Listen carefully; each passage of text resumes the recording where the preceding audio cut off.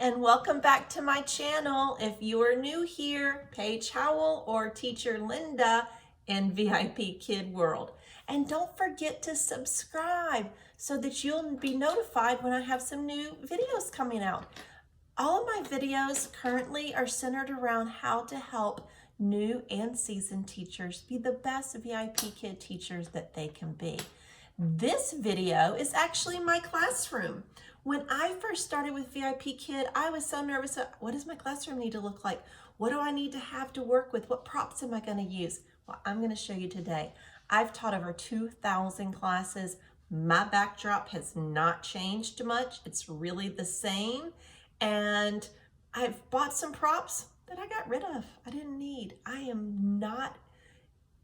I'm going to say this, I'm not a huge prop person. I do teach some of the older students a lot, and I don't use a lot of props with them. I do use more props with my younger students to help get the information across, but VIP Kid does a great job in their curriculum, in their lessons, so that you can just circle apple, tree. But I do have props that I'm going to show you today that do make it a little more interactive and a little more fun. And the more fun and interactive you can make it, the more those kids are going to want to book you and the better they're going to learn. So let's take a peek. Show you where my VIP Kid office is. It is in my living room. So let me just give you a glimpse, because I have a lot of people that are interested in VIP Kid and they want to know, well, where do I set up my classroom?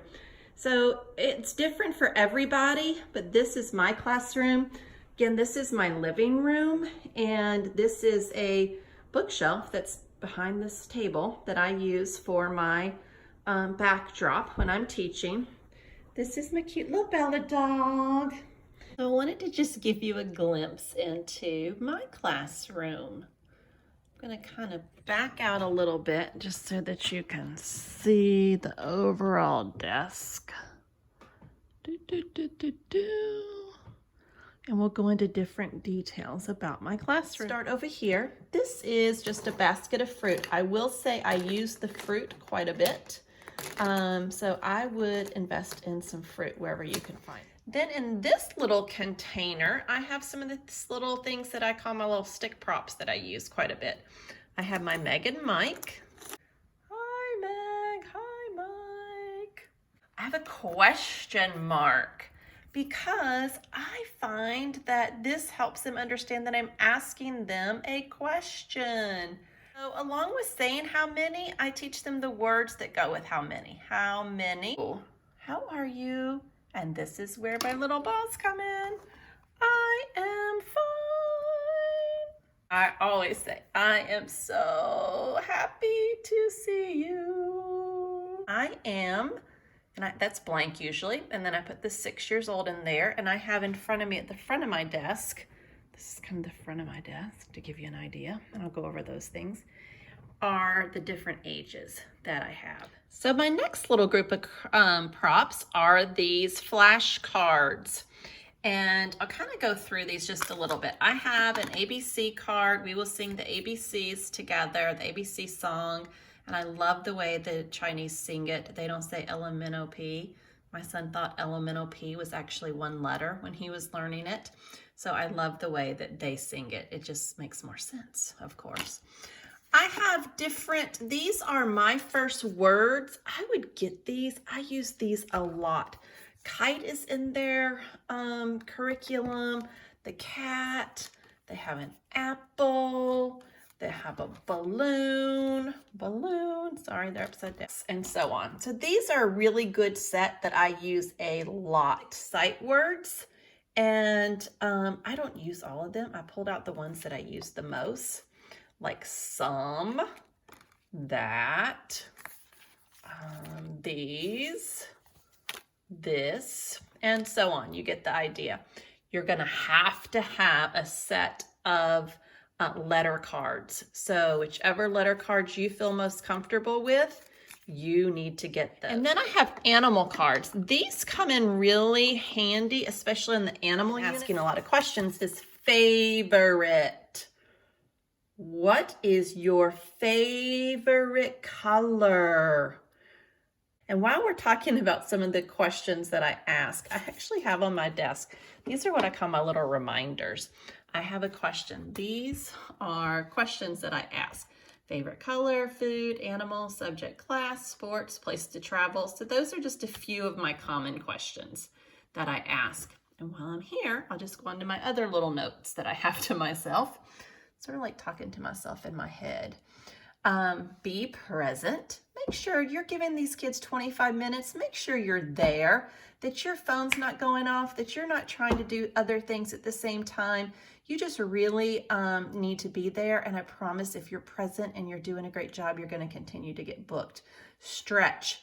I stretch between classes. I actually exercise during the class.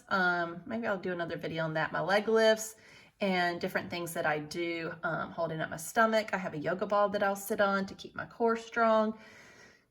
This is for me. I try and pray for my students just very quietly to myself before I teach or after class. I try and just pray for all of those kids that I'm working with. Sit up straight. I tend to slouch the way my computer is set up. I tend to slouch anyway. I'm tall and I tend to slouch. So sit up straight. That's a reminder for me. Smile. If I could give everyone one recommendation in your teaching, is smile. How much more welcoming does a class appear when the teacher is smiling? The kid wants to come on in. They want to be a part of it. So smile. And then, you know what? I got tired of going, way to go, good job, good job. So I wrote myself a few more little, what would you call these? Kudos, different things to help them, to actually praise them. So praise words, we'll call them praise words. So that's there. Then I'm going to show you, I have a little more notes. So I noticed, and I've taught 2,000 classes now. So I've taught a lot of classes. And you can see me here, and I'm still in my workout clothes. So you can see me in the reflection of my computer.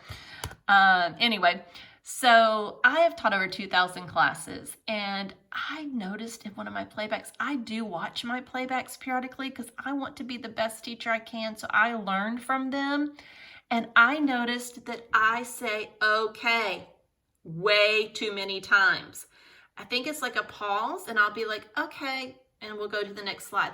What I realized is I just need to not say anything. So I crossed out okay, so that's supposed to remind me not to say okay.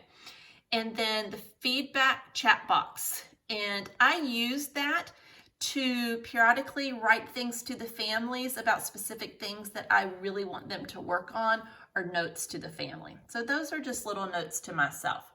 So what do I have over here? And how cute is he? Actually, he's like 10 years, 11 years older than that, but I always thought that was a really cute puzzle thing that they made, and a really cute picture of him. I actually do have 2 sons. This is the other one, and this was about 5 years ago for him as well.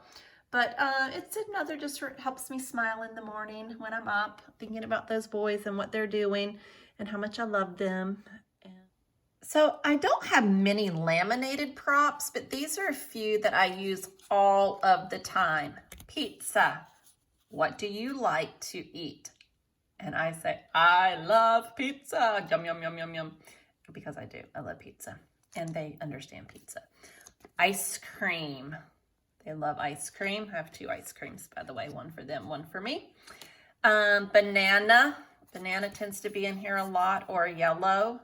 So I use that. It's a birthday cake. We use it for learning about cake. We count with it. We do colors with it. And so this is a good prop to have too. It's nice for birthdays. And in my intro video, I talk about I love to read, and I do. I love to read. So I talk about reading, and this is just my little laminated reading guy. I have one student that he never reads, so I always tell him, don't forget to read. And I have this at the end of the video.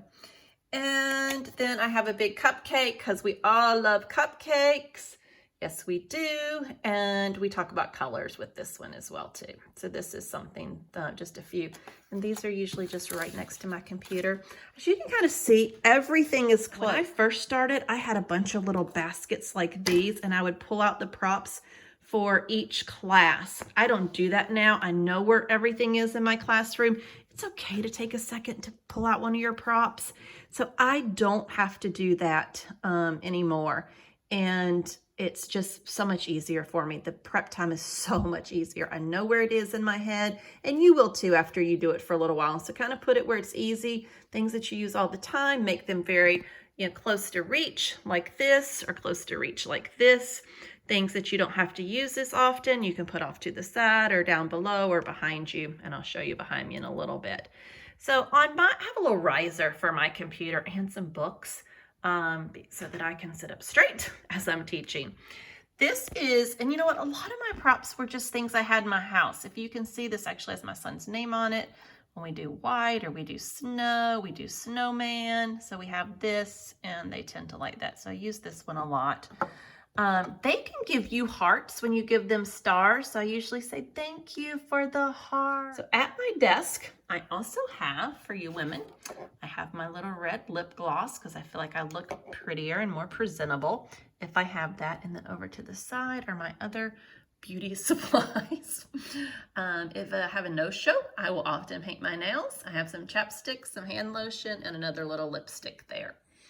Underneath here, I have some money that I use quite often. I have sticky notes. These are little notes to myself that I always need.